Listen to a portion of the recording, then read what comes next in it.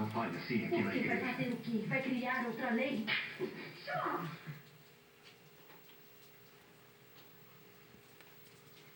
Vamos prender quem me deixou de olho roxo, porque em Beaumont não se bate em mulheres, não é, pai? Ariel, por favor.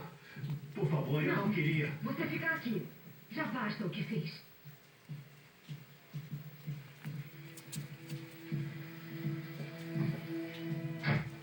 Pra mim, seu pai tá errado em muita coisa, mas acho certo mandar prender o Chuck.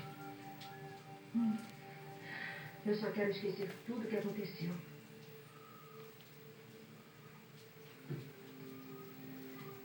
Trouxe uma coisa pra você.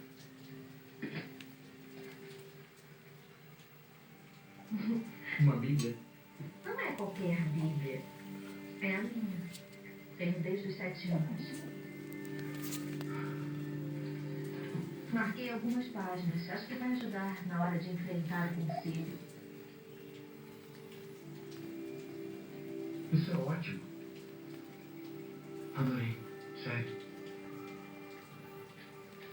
Você disse que talvez me beijasse um dia. É. Será que esse dia chegou?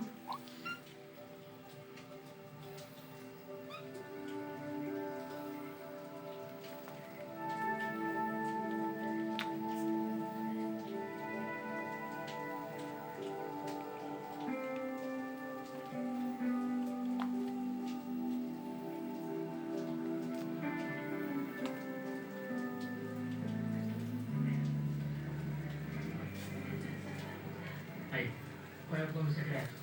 Subir lá e sair da sombra? É. Se fosse fácil assim. A Assembleia vai começar, mas antes gostaria de lembrar a todos os jovens presentes que isso é um evento oficial, de caráter municipal, ou seja, não vamos tolerar nenhuma perturbação. A tribuna está aberta. Meu nome é Ren McCormack.